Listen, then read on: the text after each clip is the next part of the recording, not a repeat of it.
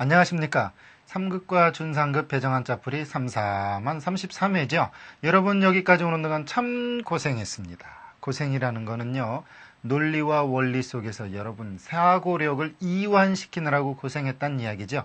여러분은 뛰어난 사람들입니다. 그럼에도 불구하고 원리와 논리를 뒤로 한 채 외우던 한자. 이제는 손쉽게 원리로 한번 다가가 보고요. 그 첫 번째 글자 한번 같이 보도록 하죠.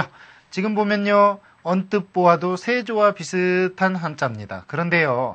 많은 사람들이 세조와 까마귀오를 같이 나란히 놨을 때는 분별하면서도 따로따로 놨을 땐 언뜻 시험 문제에 세조로 쓰기가 쉽죠. 원래 까마귀는요. 검기 때문에 눈을 알아보기 어렵다고 그래서 눈을 나타내는 세조의 획 하나를 빼서 눈인지 얼굴인지 어느 부분인지 모르게 시커멓다는 그런 뜻의 까마귀 오자입니다. 결국은 새의 눈동자를 빼냈다는 이야기죠. 그럼과 동시에 검다에서 검으로 까마귀오 이런 뜻이 생기게 되었죠. 예를 들어 오합지중이라는 말이 있습니다. 까마귀 떼를 모아놓은 것 같은 무리들 이것을 오합지중이라고 그러죠. 예를 들어 오작교 할 때 오작, 또 오죽. 이때 검은 대나무란 뜻이겠죠. 오죽은 까마귀 대나무가 아니고 검으로자 이때는 검다라는 뜻으로 오죽이 되겠죠. 이처럼요. 한자가 갖는 어원은 생각 외의 부분에서 나오기도 합니다. 이미 세조를 만들었던 당시의 사람들은 까마귀 오를 과연 어떻게 만들까 고민했을 겁니다. 그럼에도 불구하고 특색을 알아보기가 어려웠다는 이야기죠. 여러분들 까마귀 본 적 있나요? 까마귀 실제로 시커멓습니다. 마치 연탄 같죠? 그런 것 중에서 아하 세조에서 획 하나만 빼자. 얼마나 기발한 생각입니까? 이것이 당시로서는 천재적인 변화입니다. 지금 생각하면 원리와 논리 속에 간단한 유추 같지만 당시 아무것도 없었을 때에 새로운 것을 만들어낸다는 건 굉장한 능력이 필요한 거죠. 여러분 그렇게 생각을 이완하고요. 또 다른 생각을 한 번쯤 해보십시오. 이것이 사고의 발상의 전환이 될 겁니다. 여기서 사고는 사고 치는 사고가 아니고 생각사 돌아볼 꽃자죠. 그런 사고입니다. 그것의 전환이 바로 한자의 어원에도 숨어 있다는 겁니다. 그러면요, 또 어떤 글자가 있는데 한번 다음 글자 한번 보도록 하죠. 이번 글자를 보니까요, 마찬가지로 무언가 깨닫다라는 뜻을 나타내는 글자입니다. 어떤 글자인지 같이 보도록 하죠. 당연히 여러분은 이제 신방변과 나오로 나눌 줄을 알 겁니다. 물론 나오도 다서도 밑에 입구로 나눌 줄을 알겠고요. 중요한 것 무슨 이야기냐? 스스로 자기 자신의 마음을 깨닫고 뉘우친다는 뜻으로 이것이 깨닫다라는 뜻도 있지만 뉘우치다라는 뜻도 있다는 거죠. 즉 자기 자신의 마음을 알아가는 겁니다. 그것이 바로 깨닫는다라는 뜻이고 뉘우친다는 뜻이고요. 각오하다 또 오열, 회오할 때 쓰는 얘기죠. 지금 이런 광고가 있더군요. 물론 인터넷 선상에서 어느 특정 광고를 이야기하면 안 되겠죠. 인생은요, 수많은 공부 중에 이런 공부를 한답니다. 내가 누군지 알아간다는 거죠. 태어나서 죽을 때까지 나 자신을 알아가는 것이 성공이랍니다. 나를 알기는 아는데 어디까지 알아가느냐? 자신감을 가질 수 있을 만큼 알아가는 겁니다. 여러분 성공은 그것이 성공이죠. 돈이 많이 벌었다 예를 들어 아닙니다. 뭐냐? 자기 자신을 가장 잘 알고 그 아는 만큼 자신감을 갖는 것이 성공이라는 거죠. 여러분 깨달을 오자 그렇게 만들어진 자입니다. 나오 옆에 신방병 마음심 마음속으로 나 자신을 깨달아가는 것 그러면서 늘 뉘우치는 것 이것이 깨달을 오자의 핵심입니다. 여러분 깨달아 가십시오. 깨닫되 남을 먼저 알기보다는 본인을 먼저 아십시오. 이것이 인생의 성공입니다. 여러분 아무리 많은 환경과 여건이 좋아도요. 자기가 자신을 깨닫지 못하면 자기가 자신을 돌아보지 못하면 불행합니다. 인생은 역전은요. 로또에 있는 게 아니고 여러분 과거와 여러분 마음에 있습니다. 여러분 마음이 성공을 하면요. 마음이 자신감을 회복하면요. 마음이 자기 자신을 알면요. 성공하고 그것이 역전입니다. 새로운 힘이 솟겠죠? 여러분 새롭게 한자뿐만 아니라 공부하는 데 있어도 역전의 기회를 가지십시오. 역전의 기회 갖는다고 지금 빨리 기차역 앞으로 가는 학생들 빨리 돌아오세요. 이 역전은 바로 거스를역 구를전입니다. 한번 굴러서 새로운 자세로 새로운 마음가짐을 갖는다는 이야기입니다. 네. 기차역으로 갔던 학생 빨리 집으로 돌아가시고요. 바로 이런 공부 시작을 하죠. 다음 글자 또 한번 알아볼까요? 한자는 그런 선상에서 만들어졌다는 것만 여러분이 이해를 하시면 꽤 재밌는 학문입니다. 같이 볼까요? 계집녀 옆에 큰 소리칠 오자입니다. 이걸 오시성을 가진 사람들, 또 오나라 오자죠. 그렇지만 이것이 원래는 입구죠. 여기 큰 데가 있고요. 이거 뒤로 제끼는 거예요. 허리를 이렇게 구부려가지고 뒤로 제끼는 거예요. 입을 크게 벌리고 허리를 뒤로 제낀 사람, 큰 데는 원래 사람이죠. 양쪽 팔, 머리, 다리입니다. 그러니까 입을 벌리고 허리를 뒤로 제끼면서 웃는 사람이에요. 그게 큰 소리 칠 오자죠. 그래, 큰 소리 빵빵 치는 사람 치고 실수가 적지 않은 사람이 없어요. 그래서 이 옆에 계집녀 대신 말씀원을 붙이면 뭐죠? 입구로 큰 소리 뻥뻥 치는 사람들의 말은 대부분 그르친다 해서 그르치로. 그러나 여기서는 참 재미있는 뜻이에요. 여자와 함께 큰 소리로 떠들면서 놀게 되니까 즐겁다란 뜻의 즐기로자예요. 즐거워할 오자. 그러니까 예나 지금이나 한자를 만든 주체적인 그 생각들은 남자들이라는 얘기예요. 그러니까 남자들은 여자만 있으면 좋아하죠. 문지방 넘어갈 힘만 있으면 남자는 여자 마다하지 않습니다. 이 방송 우리 집사람이 보면 큰일 나는데 조심해야 되겠죠. 어쨌든 남자의 속성은 그렇습니다. 그렇기 때문에 큰 소리 치는 사람들은 여자를 옆에 앉혀놓고 노니까 즐겁다. 그래서 즐거워할 오자라는 얘기고, 오락 환호하다, 유호하다 할 때 전부 다 이것은 즐거워할 오라는 것 잊지 마시기 바랍니다. 한자는요, 결국 만든 당시의 상황과 주체적인, 소위 말하면 한자를 사용하는 사람들의 관점 안에서 만들어져요. 그러니까 당시에 한자를 점유했던 사람들은 정치인, 요즘 말로 말하면 정치인이거나 아니면 무속인들입니다. 그 사람들은요, 대부분 남자였죠. 그러다 보니까 이것이 계집녀 여자를 넣습니다. 그러나 만약 주체가 여자였다면 사내남자를 넣었을 수도 있을 거예요. 그렇죠? 사내남자 옆에 넣어놓고서 만들 수 있다는 거죠. 한자는 당시에 주체적인 상황이 설정이 되고 그 설정 속에서 가장 논리적인 것으로 조합을 합니다. 그러면 또 어떤 조합이 있는지 같이 한번 알아볼까요? 이번 글자도요, 나오라는 글자가 들어갔습니다. 과연 나라는 것이 또 어떻게 쓰이는지 같이 한번 보도록 하죠.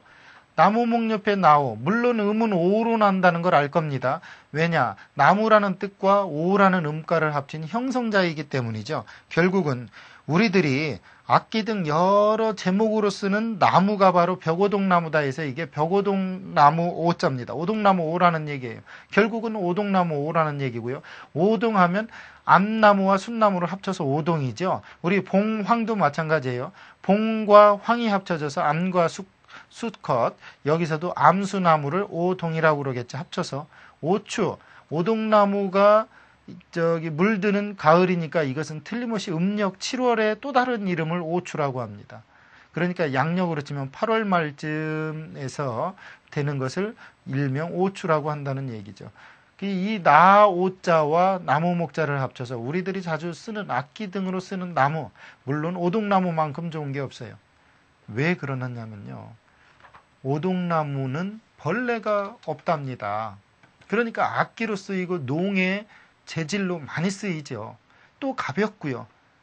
그러니까 이게 우리들이 자주 쓰는 나무다라는 데서 오동나무 오가 만들어진 거예요. 나우를 알고 나무목을 알면 합쳐서 오동나무 오가 된다는 걸 알 수가 있는 이야기죠. 그러면 또 다른 글자 어떤 자가 있는지 한번 같이 또 한번 볼까요? 이번 글자는요, 여러분이 까마귀 오 배웠으면 알 수 있는 자입니다. 같이 보도록 하죠. 입구 옆에 까마귀오. 과연 이게 무슨 자일까요? 까마귀가 슬피 우는 소리라는 데서 이게 원래 탄식할 오자죠. 그런데 까마귀가 운다라는 표현을 쓴 이유는 까마귀는 흉조로 쓰였다는 이야기예요. 즉 죽은 시체나 죽은 어떠한 것들의 주위의 상징물로 썼고, 입을 열어서 그 상징 속에서 오는 운다라는 개념을 만들어낸 겁니다. 그래서 이것이 그 울다라는 뜻을 갖기 위한 행동, 그것은 뭐냐? 탄식하는 거다. 또 슬퍼하는 거다 해서 탄식할 오자로 쓰였다는 얘기죠. 물론 음가는 이 까마귀 오를 쓰고 그 탄식하다라는 것은 입이 하는 행동이기 때문에 입으로 갖다 놓고서 이것이 탄식할 오. 예를 들어 오호, 이때는 이게 목구멍인 자거든요. 원래는. 그런데 이것이 삼킬련, 목멜열이라는 뜻이 있어요. 목이 막 울다가 막히는 것을 목매다라고 얘기하죠. 물론 그 오열이라고 읽으면서도 이것은 목매다라는 뜻이 있습니다. 어떤 사람이 그래요? 네. 몸무게 여자가요. 50kg 이하면, 물론 여자 나이 20 넘어서요. 50kg 이하면 금메달, 60kg 이하면 은메달, 70kg 이상이면 어떻게 됩니까? 목메달이랍니다. 목메달. 죄송합니다. 제가 농담을 했군요. 왜 그러냐? 여기 목멜 열자라는 자가 나왔죠.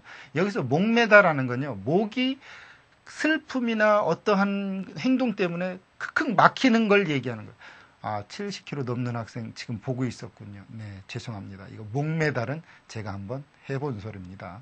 네, 저는 아직 70kg가 안 넘습니다. 네. 여러분, 한자는 이런 식으로 무언가 조립이 되고 무언가 확산이 되면서 언어적으로 상황을 가장 설득력 있게 제공을 하죠. 여러분, 그걸 놓치지 마시고요. 또 다른 자 한번 같이 보도록 하죠. 이번 글자 어떤 자가 있을까요? 같이 보도록 하죠. 네, 거만할 오자입니다. 같이 보겠습니다. 사람인변 옆에 이게 놀오자라는 거예요. 놀다라는 뜻이라는 얘기죠. 놀유라는 뜻이 비슷한 자인데 놀다라는 뜻입니다. 즉 무슨 이야기냐? 사람을 항상 희롱하며 노는 듯, 즉 사람을 가지고 노는 것은 거만하다 해서 이게 거만할 오자입니다. 결국은 이 노로자를 알면 이 사람인과 합쳐지어서 거만하다라는 뜻을 금방 이해할 수 있다는 얘기예요. 우리 오만하다, 오상, 또 오기. 네, 운전은 오기로 하면 안 되죠. 네, 오기로 하면 사고 납니다. 오기로 할 게 있고, 네, 사람이 좀 오기로 안 할 일이 있죠.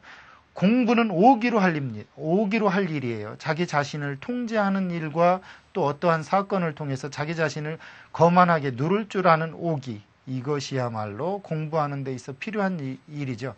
지금 결국은 거만할 오자는 노는 사람, 사람을 가지고 노는 마음, 그것이 거만하다는 얘기예요. 결국은 어떤 사람을 자기 마음대로 이리 굴리고 저리 굴리는 사람은 거만했다는 이야기죠. 요즘 말로 말하면 최고 경영자의 수준을 이야기하는 건데 결국 거만한 것은 사람을 희롱하는 겁니다. 이 세상에서 가장 거만한 거는요, 돈이 많은 것도 아니고요, 어떤 지위가 높은 것도 아닙니다. 사람을 희롱하는 게 가장 거만한 거죠. 왜냐하면 사람 위에 사람 없고 사람 밑에 사람 없죠.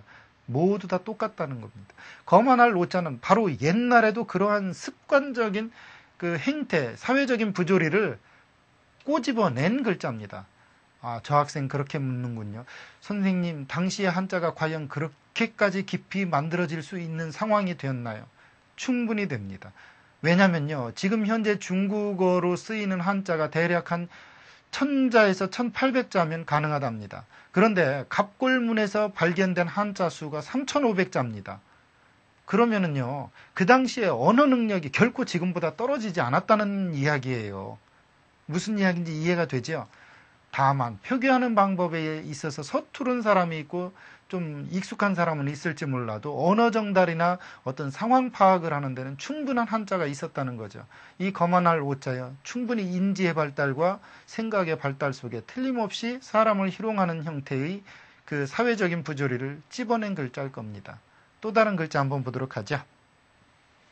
실제로요, 이런 것을 유치하는 과정이 여러분에게 논리일 겁니다. 그럼 이번 글자 한번 논리적으로 한번 분석해 볼까요? 같이 보죠. 이것도 개고, 이것도 개견입니다. 이건 개견이라고 그러고, 이건 개사슴녹변 또는 개사슴녹변 또는 뭐 그렇게 변은 대부분 다 어느 쪽에 쓰이는 걸 변이라고 그래요? 그렇죠.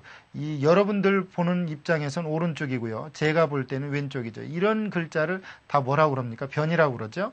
이쪽에 놓은 걸 방이라고 그러고요. 중요한 건 개와 개처럼 말하면서 어떻게 하는 거예요? 한마디로 요즘 말로 말하면 개판 치는 말이에요. 이런 사람은 갈 데가 어디 있습니까? 감옥밖에 없죠. 그래서 이것이 옥옥 감옥옥자입니다. 즉 개판 치는 사람들의 말소리로 들을 바가 없고 이런 사람들은 결국 가는 것이 옥이다 해서 감옥옥. 예를 들어 옥수, 감옥 안에 갇힌 죄인을 옥수라고 그러죠. 옥중일기 할 때 옥중, 감옥 가운데죠. 그 다음 감옥, 이 볼감자를 써서 옥옥, 즉 어느 옥틀 안에 넣어놓고 살펴보는 것이 감옥이에요. 그러니까 이 글자가 충분히 말다툼을 하는데 개처럼 원래요. 이 개견이 왜 들어갔는지 여러분 궁금하죠. 서울 사람들은 잘 모를 거예요. 이 대도시 사람들은. 왜? 지금 개는 너무 애완용 개만 여러분이 생각하죠. 시골 옛날에 이 글자가 만들어졌을 당시를 여러분 생각해 보십시오. 똥개가 있습니다. 이거 왠지 똥개라는 영화가 있었던 것 같은데 어쨌든 똥개도 자기 구역 안에서는 절대 안 집니다. 한 몫 먹고 들어가죠. 그런데 외부에서 개 한 마리가 오면 어떻습니까? 일단 물어보고 싸워봅니다. 그래 놓고서 이제 힘이 좋은 사람이 장악을 하는 거죠. 그러니까 이런 상황을 생각을 하면 개처럼 싸운다는 사람들은 결국 무슨 얘기냐? 지금처럼 무슨 야 뭐 이런 정도가 아니고 험하게 물고 뜯는다는 거예요. 그것도 말로 그렇게 한다는 거죠. 그런 속에서 가는 곳은 끝내 감옥밖에 없다는 거죠. 한자 이렇게 만들어졌습니다. 그러면 또 어떤 자가 있는지 한번 같이 볼까요? 이번 글자 한번 같이 보죠. 저를 연상하면 이해가 될 겁니다. 같이 볼까요? 이것은 어떠한 귀공이라는 그런 글자고 이건 깃털우자입니다. 그러면서 이것은 뭐냐? 나이 많은 사람의 덕을 이야기할 때 쓰는 거고요. 이것은 그 나이 많은 사람의 턱 아래에 있는 깃털처럼 난 수염을 이야기하는 거죠. 결국은 뭐냐? 나이 많은 덕이 있는 사람의 수염이 난 사람들은 결국 뭐냐? 나이 많은 사람이라고 본 거예요. 그래서 이게 늙은이 옹이라는 거고 결국은 어르신네 옹이라는 거예요. 늙은이 옹, 어르신네 옹. 그래서 옹서, 그 다음에 촌옹. 예를 들면 촌옹이라는 건 촌에서 나이 많으신 늙으신 분을 촌옹이라고 그러죠. 옹고. 이것은 여러분들이 다 아는 것처럼 이것은 장인과 사위를 이야기하는 거예요. 장인과 사위 서자니까요. 장인공. 이때 결국은 이것은 뭐냐? 나이 많은 사람의 턱 밑에 난 수염. 그것은 곧 늙은이요 어르신이다. 이렇게 이해하면 되죠. 저 학생 그러네요. 선생님 보고 만든 글자는 그 위에 귀공 대신 빛광자를 써야 되지 않나요? 요즘 만들었다면 그렇게 만들었을 수 있겠죠. 그러나 옛날에는요, 빛광자를 쓸 만큼 대머리를 알아볼 수가 없어요. 위에 유건이나 탄건을 쓰기 때문에 대머리인지 뭔지 몰라요. 제가 아는 청학동 형님이요, 같이 수영하러 가면 꼴불견입니다. 대머리입니다. 그래도 유건이 있기 때문에 보이질 않죠. 그러면서 저만 가지고 놀래요. 결국은 무슨 얘기냐? 당시 상황 속에서 만들어진 글자라는 것만 여러분이 짐작을 하십시오. 그러면 또 다른 글자 보도록 하죠. 이번 글자는 기와와자입니다. 같이 볼까요? 원래 기와장이 암컷과 수키와와 암키와가 있죠. 그것이 계속 연결되어 있는 모양을 따다 보니까 이렇게 된 거예요. 와해, 기와장이 부서지고 풀어지듯이 완전히 깨어지는 걸 와해되었다고 그러죠. 기와장은요, 쌓아놓고 잘못 쌓으면 완전히 부서집니다. 청와대 할 때 청와, 푸른 기와죠. 와력, 이 자갈력자니까요. 이 청와대 하니까 생각나는 게 있네요. 네, 농담이겠죠. 여러분 벌써 선생님 웬만하면 그냥 지나가죠 하는 분위기예요. 네. 블루하우스죠. 청와대가 원래 블루하우스예요. 그러면은 예를 들어 백악관을 영어로 하면 뭡니까? 예. 그렇죠. 화이트하우스죠. 그런데 투명한 집을 뭐라고 그러는지 알죠? 네, 농담 바로 나오죠. 비닐하우스입니다. 네, 투명한 집은 그렇죠. 그게 언제 농담인데 지금 하냐고. 다음 글자 보도록 하겠습니다. 네, 이번 글자 누우라자입니다. 같이 한번 보도록 하죠. 이것은 신하신이라고도 하지만 이것을 또 다른 말로 표현하면 신하가 이렇게 무릎을 꿇고 엎드려 있는 모양이에요. 임금 앞에 신하가 엎드려 있잖아요. 그리고 이건 사람이죠. 결국 무슨 얘기냐? 두려워서 엎드려 있는 사람의 모양에서 이것은 굽히다, 눕다란 뜻으로 쓰인 겁니다. 누울 와자. 우리 예를 들어 와룡. 네, 누워있는 용, 즉 아직은 여의주를 물고 승천하진 않았지만 굉장한 재능을 가지고 있는 사람을 와룡이라고 그래요. 물론 숨어있는 사람을 얘기하죠. 와병, 누워서 병이 든 것을 와병이라고 그래요. 정치인들이요, 임금님이 등용하는 명령을 내리면 와병, 즉 누워있는 병을 핑계 삼아서 나아가지 않는 것은 임금이 덕이 없을 경우입니다. 네, 그래서 임금이 떡도 주고 하다 보니까 요즘 뭐라고 그럽니까? 이놈의 떡값이, 지금 정치적인 얘기하면 안 되죠. 어쨌든 떡값은요, 예나 지금이나 덕이 없는 사람이 주는 값이 떡값입니다. 네, 또 다른 글자 보도록 하겠습니다. 이번 글자 같이 한번 보겠습니다. 실사 여러분 배웠죠? 그 옆에 이것은 이해원이라고도 하고 당길원이라고도 하는 자입니다. 결국 무슨 얘기냐? 실을 잡아당기니 느슨하게 처진다 해서 이게 늘어질 완, 늦출완 자입니다. 실을 당기니까 그 실이 어떻게 되겠습니까? 그 당긴 쪽 그 줄이 늘어질 거 아니에요. 밑으로 축 처져서 묶어 놓으면. 그래서 이게 늘어질 완, 늦출 완. 우리 완급, 늦어지고 빨라지는 걸 완급이라고 그러고, 완만하다, 완충지대 할 때 완충, 느슨하게 충돌하는 걸 늦춰지는 것을 완충이라고 그래요. 이게 늦출 완, 늘어질 완이라는 글자가 있으니까요. 그러니까 당시의 실이 고무줄이 됐든 일반 실이 됐든 어쨌든 잡아당겨서 늘려놓은 실의 형태에서 늦춰지다 또는 늘어지다라는 뜻을 만들어낸 겁니다. 네, 어쨌든 그 당시 상황은 그런 것을 통해서 이 늦추어지다, 늘어지다라는 것을 어떻게 만들었을까 고민했을 겁니다. 물론 그 중에 개 혓바닥도 봤을 수 있고 또 수많은 것을 사물을 인지해서 그것을 통해서 만들 수 있었겠지만 가장 직접적인 것 바로 시를 통해서 만들어낸 거죠. 그러면 또 다른 글자 한번 보도록 하겠습니다. 이번 글자 어떤 자인지 같이 한번 볼까요? 이 글자는요 언뜻 보면 나릴과 비슷합니다. 하지만 나릴보다 옆으로 더 넓게 벌어져 있죠. 옆으로 더 넓게 벌어져 있습니다. 그래서 이게 가로알인데 이렇게 입구를 안에다가 혓바닥을 넣은 겁니다. 지금 무슨 얘기냐? 마음에 있는 생각을 입을 열어서 말로 내어뱉는다는 데서 이것이 가로알입니다. 그래서 말할왈, 가로왈 그런 거죠. 이건 가로 세로 가로알이 아니고 지금 가로되하고 뭔 말을 하고 있는 형태라는 거죠. 왈과 왈부. 옳은 것도 말하고 그런 것도 말하는 것을 왈가왈부라고 그러고요. 또 공자왈, 맹자왈 할 때 왈자로 쓰는 그런 자가 되겠습니다. 결국은 내 입에서 입김이 나가고 혓바닥이 움직여지는 모양을 본따서 가로왈이라는 거죠. 그러니까 나릴과 혼동이 되지 않도록 조심하십시오. 그럼 또 어떤 자가 있을까요? 같이 한번 보도록 하죠. 이번 글자는 두려워할 외자입니다. 같이 한번 볼까요? 밭전 밑에 이렇게 생겼어요. 그러니까 이게 도대체 무슨 자냐라고 어원을 보면 이렇게 생겼어요. 귀신의 머리와 호랑이의 발입니다. 즉 무슨 얘기냐면 귀신의 머리와 호랑이의 발자국 같은 발을 가진 그런 어떤 괴물은 두려워한다. 그러니까 지금 말로 말하면 상상의 동물이죠. 좀 왠지 좀 도깨비나 호랑이 발을 가진 어떤 그 무시무시한 마귀 같은 형상은 모든 사람들이 두려워한다 해서 두려워할 외자예요. 원자는 이게 머리에 귀신의 머리고 이 밑에 것은 호랑이의 발 모양이었다는 거죠. 결국 그것을 합쳐놓고서 이것은 두려워할 존재다 해서 두려워할 외경, 경외심, 외기할 때는 전부 다 이 두려워할 외자입니다. 결국은요. 두려워하다라는 글자의 어원은 마음속에서부터 생긴다는 거예요. 두려운 거는요. 외물에 있는 게 아니에요. 여러분, 마음에 몰려오는 공포심이 두려운 거죠. 상대방이 두려운 게 아닙니다. 그러니까 내 마음에 공포심이 없으면 상대가 어떤 변한 모습을 가지고 있더라도요. 두렵지가 않아요. 그런데 내 마음에 두려움이 있으면 상대방이 조금만 눈 치켜떠도 두렵습니다. 결국 무슨 얘기냐?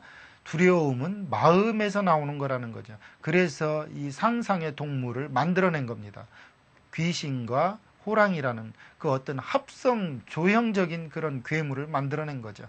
또 어떤 자가 있는지 같이 보겠습니다. 네, 이번 글자 어떤 자일까요? 네, 흔들 요자입니다. 흔들다라는 뜻을 나타내는 글자예요. 과연 어떻게 만들었는지 같이 보도록 하죠.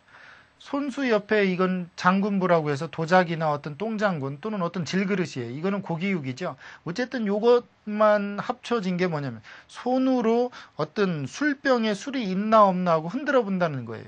이게 손이잖아요. 제방되니까요. 이것은 술병이고 그 술병 위에 마개라고 생각을 하시고 그 손으로 술병 안에 들어있는 그 술을 있나 없나 흔들어 본다. 옛날에 술병은 투명한 유리 술병이 없었어요. 전부 질그릇이죠. 그러니까 흔들어 봐야만 그 안에 술이 있는지 없는지 알아요. 그래서 흔들어 주세요가 이미 기천년 전에 있었단 얘기죠. 네, 우리 요동시키다, 요동, 또 요람, 그 예를 들어서 뭐 그 탄생에서 요람까지, 예를 들어 그런 말이 있죠. 요람에서 죽음까지, 뭐 이런 무덤까지, 요람에서 무덤까지 할 때 요람이 뭐냐? 흔드는 바구니가 요람이에요. 이게 바구니람자잖아요. 그러니까 요람이라는 건 결국은 무엇을 얘기하냐면 아이를 눕혀놓고 흔드는 그 바구니가 요람이에요. 그러니까 태어나서 죽을 때까지를 요람에서 무덤까지라고 하는 거죠. 이때 요는 술병을 흔들어 주세요라는 거죠. 네, 흔들 요는 그렇게 만들어졌습니다. 다음 글자 한번 같이 보도록 하죠. 이번 시간에 마지막 글자입니다. 같이 한번 보죠.